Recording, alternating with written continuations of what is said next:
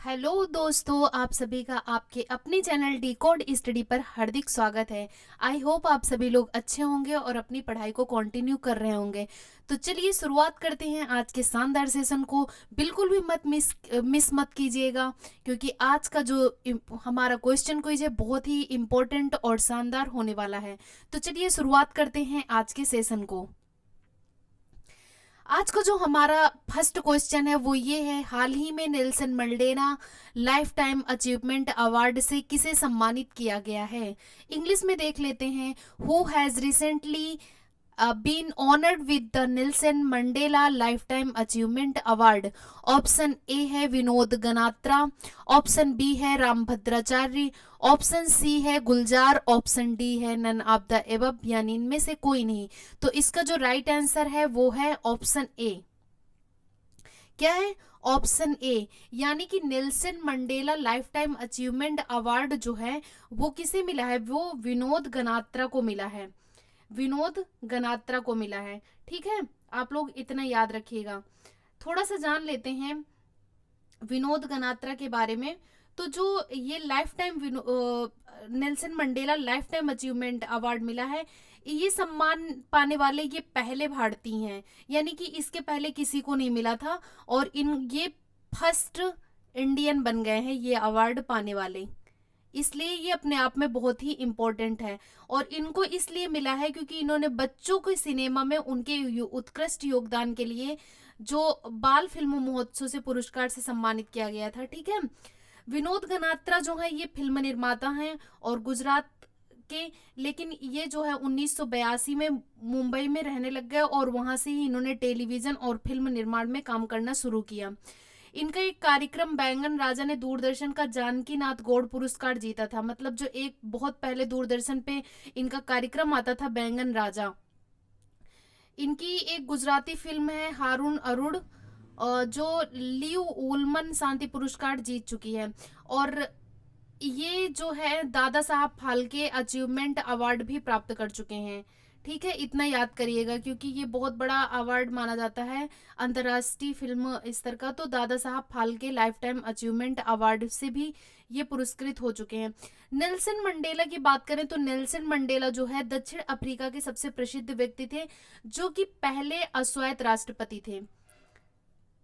क्या थे ये? दक्षिण अफ्रीका के फर्स्ट जो थे ये फर्स्ट अश्वेत राष्ट्रपति थे। अश्वेत राष्ट्रपति थे। कहाँ के? साउथ अफ्रीका के। साउथ अफ्रीका के। ठीक है, इनका जन्म जो हुआ था वो 18 जुलाई 1918 को हुआ था दक्षिण अफ्रीका में।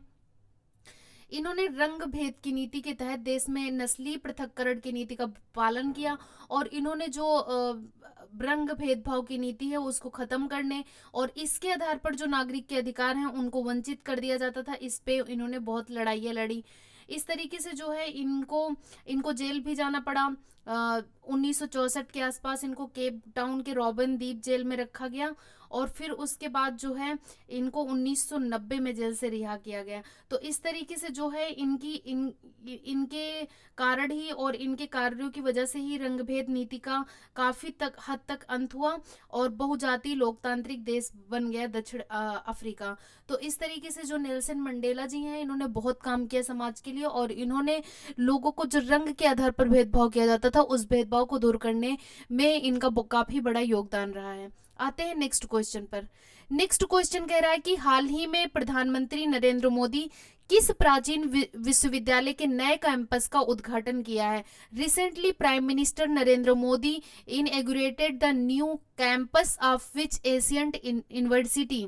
ऑप्शन ए है Banaras Hindu university, option B है तक्षशिला यूनिवर्सिटी, ऑप्शन सी है अलीगढ़ यूनिवर्सिटी, ऑप्शन डी है नालंदा यूनिवर्सिटी। तो जब आप ऑप्शन देखेंगे तो इसमें आपको लगेगा कि बनारस यूनिवर्सिटी इतनी पुरानी नहीं है, तो ये कट जाता है।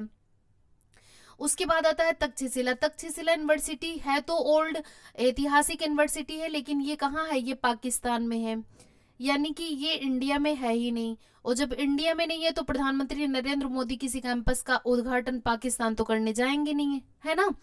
अलीगढ़ यूनिवर्सिटी भी उतनी जो है ओल्ड नहीं है। तो बचता क्या है? डी, यानी कि नालंदा यूनिवर्सिटी जो है ऑप्शन डी राइट है, ठीक है। नालंदा यूनिवर्सिटी में प्रधानमंत्री नरेंद्र मोदी ने जाके जो है नए कैंपस का उद्घाटन किया है।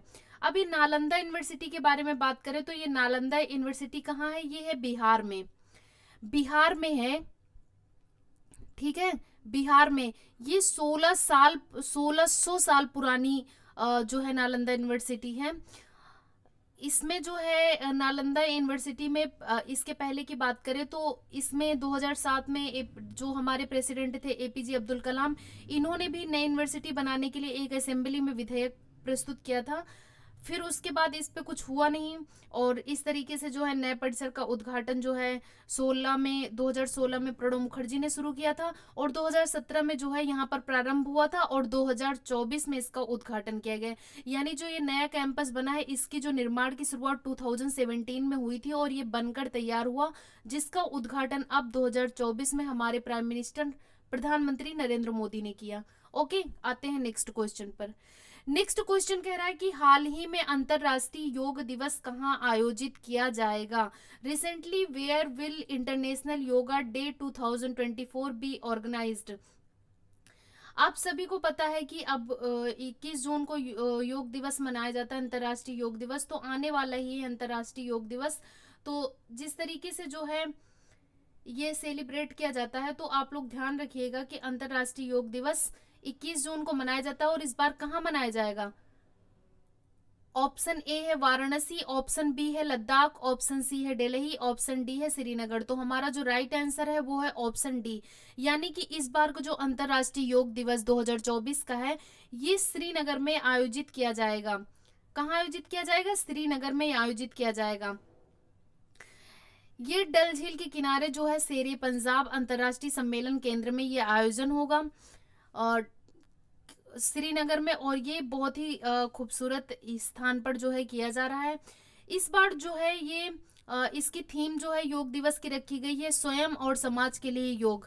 जब कोई डे सेलिब्रेट किया जाता है तो उसकी थीम भी इम्पोर्टेंट होती है, क्योंकि कभी कभी डे ना पूछ के कि किस दिन मनाया जाएगा, स्थान और थीम पूछ ली जाती है, तो ये दोनों ही महत्वपूर्ण है। तो आप लोगों को थीम भी याद रखनी है। इस बार की जो थीम है ये है स्वयं और समाज के लिए योग। क्या है? स्वयं और समाज के लिए योग। ध्यान रखिएगा आप लोग, थीम को जरूर ध्यान रखिएगा, क्योंकि थीम से क्वेश्चन देखने को हर बार एग्जाम में मिलते हैं, ठीक है। आते हैं नेक्स्ट क्वेश्चन में। नेक्स्ट क्वेश्चन कह रहा है कि हाल ही में किस राज्य के उच्च न्यायालय ने ट्रांसजेंडर को 1% नौकरी आरक्षण का आदेश दिया है। Recently the high court of which state has ordered 1% job reservation for transgenders. Option A है कोलकाता, ऑप्शन बी है दिल्ली, ऑप्शन सी है उत्तर प्रदेश और ऑप्शन डी है नन ऑफ द एबव। तो इसका जो राइट आंसर है वो है ऑप्शन ए, यानी कि जो कोलकाता है, कोलकाता हाई कोर्ट ने जो है कहाँ है, ये वेस्ट बंगाल में पड़ता है, वेस्ट बंगाल पश्चिम बंगाल में। तो जो पश्चिम बंगाल का कलकत्ता हाई कोर्ट है, इसने क्या किया है कि सभी राज्य के, केंद्र की नहीं, राज्य की सभी सरकारी नौकरियों में ट्रांसजेंडर को 1% आरक्षण देने का निर्देश दिया है। यानी कि अब जो ट्रांसजेंडर हैं इसमें जो है हाई कोर्ट के जो जस्टिस थे राजशेखर मंता ने कहा कि राज्य सरकार में ट्रांसजेंडर के लिए रोजगार में समानता लाने के लिए ऐसी नीति का पालन किया जाएगा, जिसमें जो है इन्होंने बोला है कि जो 2014 का फैसला था उसमें ट्रांसजेंडर को लैंगिक मामले में पुरुष और महिला के अलावा तृतीय लिंग के रूप में माना गया था।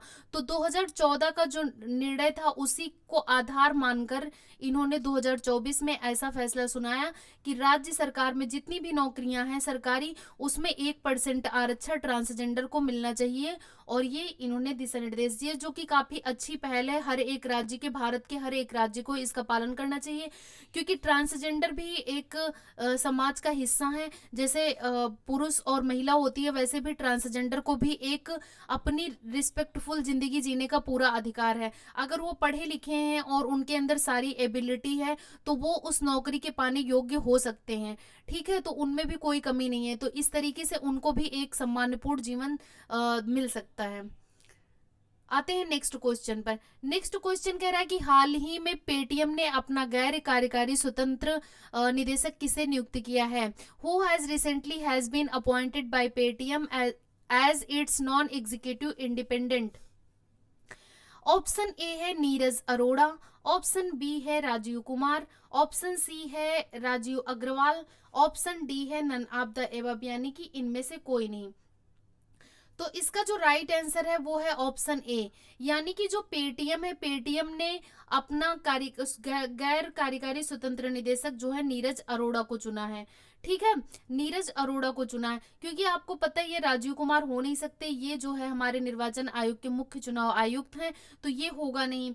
उसके बाद जो है राजीव अग्रवाल जो है ये पहले पेटीएम के जो है ये कार्यकारी निदेशक थे, यानी कि जो नीरज अरोड़ा हैं ये किसका स्थान लेंगे? ये राजीव अग्रवाल का स्थान लेंगे। राजीव अग्रवाल पहले थे और अब इनकी जगह पर राजीव कृष्ण मोतीलाल अग्रवाल को 5 साल के कार्यकाल के लिए चुना गया है।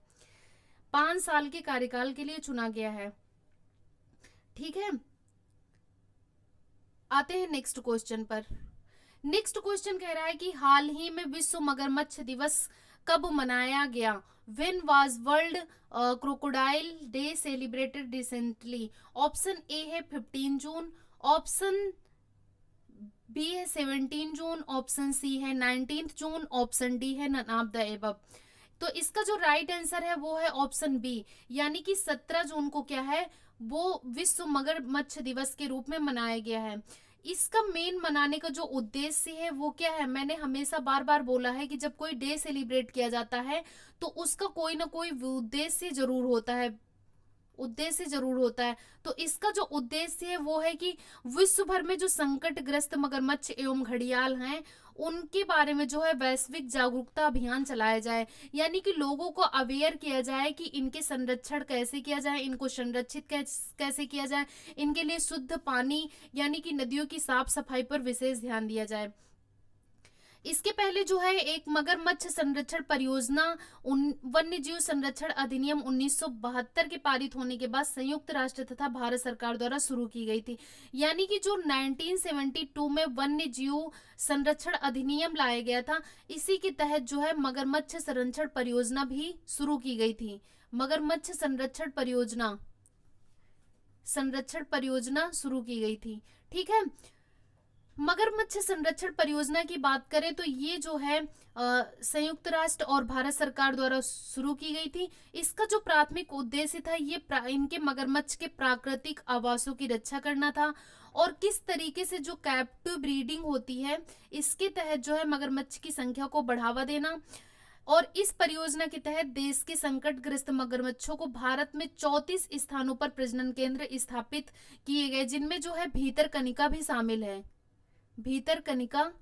शामिल है। इसमें विशेष रूप से खारे पानी मगरमच्छ और समुद्री मगरमच्छों पर विशेष ध्यान केंद्रित किया गया है। ठीक है, भीतरकनिका में खारे जल के मगरमच्छों की संख्या जो है 1975 में 95 थी, जो अब बढ़कर कितनी हो गई? 1811 हो गई है, जो कि काफी अच्छी बात है कि लगातार जो है मगरमच्छों की संख्या बढ़ते हुए देखने को मिली है। और जो मगरमच्छ में बढ़ती संख्या की मनुष्यों के साथ घटनाएं घटती हुई देखने को मिलती हैं, इनको रोकने के लिए भी 120 नदी पर बैरिकेटर भी लगाए गए हैं, जिससे जो है मगरमच्छ और मनुष्य के बीच जो संघर्ष की स्थिति उत्पन्न होती है उसको बंद कर दिया जाए।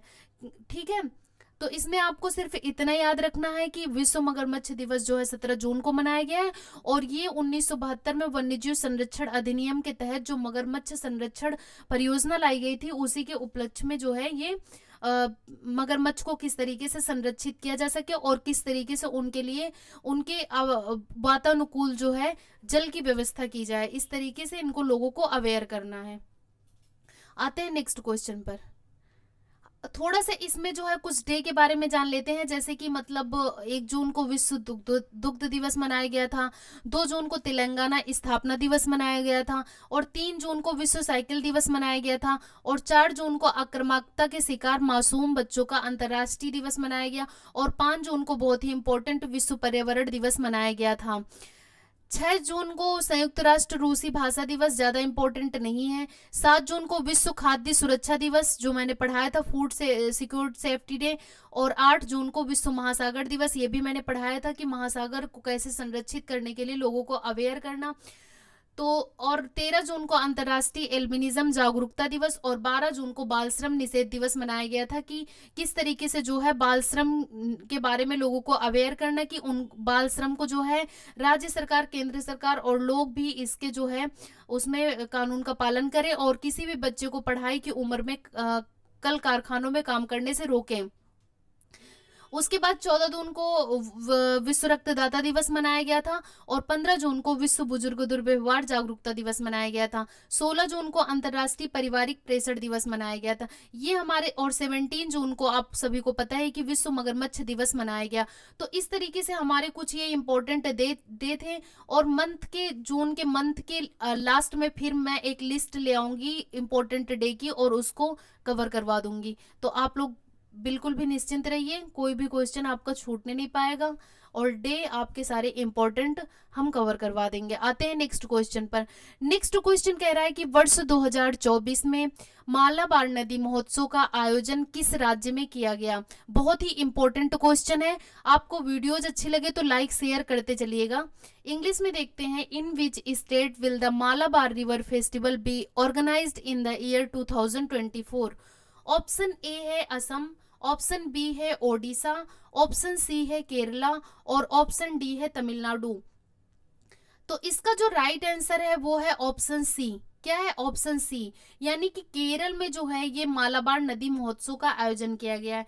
केरल में कहाँ किया गया है? केरल के कोझीकोड में किया गया है। नोट कर लीजिएगा, कोझीकोड, केरल के कोझीकोड में किया गया है। इस तरीके से जो है ये 25 से 28 जुलाई को किया जाएगा। ठीक है, इसमें क्या है, ये रोमांचक कार्यक्रम का एक उद्देश्य है कि व्हाइट वाटर काइकिंग को बढ़ावा देना। इसमें जो है मालाबार नदी महोत्सव का जो आयोजन किया जाता है, ये Kerala adventure tourism promotion society द्वारा पर्यटन विभाग, जेल पर्यटन संवर्धन परिषद, कोझीकोड जिला पंचायत के सहयोग से किया जाएगा। इस आयोजन का मेन उद्देश्य ये है कि जो है व्हाइट आउटर काइकिंग के लिए सबसे ज़्यादा जाना जाता है ये। इसमें द एक्सट्रीम रेस होती है, बोटर रेस होती है, और जायंट सैलेलम जैसे कई कार्यक्रम होते हैं, जिसमें जो है वाटर पोलो, फिश बैट और तैराकी चैंपियनशिप जैसी कई अन्य प्रतियोगिताओं का भी आयोजन किया जाता है। और ये काफ़ी एडवेंचर टूरिज्म कार्यक्रम है, जो कि बहुत ही एक अनूठी पहल है, जो विश्व स्तर पर जो है ये काफ़ी महत्व रखती है। और यहाँ बहुत दूर दूर से लोग पर्यटक जो हैं इस महोत्सव को देखने आते हैं। बहुत ही शानदार और बहुत ही जो है मनोरंजन पूर्ण ये महोत्सव होता है। तो आज का जो हमारा प्रश्न है वो ये है कि हाल ही में इंदिरा गांधी राष्ट्रीय कला केंद्र ने भारतीय कला और संस्कृति को बढ़ावा देने के लिए किसके साथ समझौता किया है? दूरदर्शन, प्रसार भारती, संस्कृति मंत्रालय, संसद टीवी। तो ये क्वेश्चन हमने कल करवाया था, और ये आज का आपका जो है टेस्ट क्वेश्चन है। आप लोग इसका आंसर कमेंट सेक्शन में कीजिएगा, ताकि हमें भी पता चले कि आप लोग कितना प्रिपेयर करते हैं क्वेश्चन को। तो हम उम्मीद करते हैं कि आप लोग इस क्वेश्चन का आंसर हमें कमेंट सेक्शन में भर भर के करेंगे, और हमें मोटिवेट करेंगे, और हमें भी ये पता चलेगा कि हाँ, हमारे पढ़ाने से आपको कुछ फायदा हो रहा है। तो इसी तरीके से आज की जो हमारी क्वेश्चन क्विज थी वो यहीं पर समाप्त होती है। आई होप आप लोगों को बहुत अच्छी लगेगी, और आप लोग इसी तरीके से हमें प्यार करते रहिए, अपना मोटिवेशन जो है हमारा बढ़ाते रहिए, और ज़्यादा से ज़्यादा जो है अपने दोस्तों में चैनल को लाइक, शेयर एंड सब्सक्राइब करिए। Thank you so much all of you. मिलते हैं न्यू जोश, न्यू एनर्जी के साथ नए सेशन में।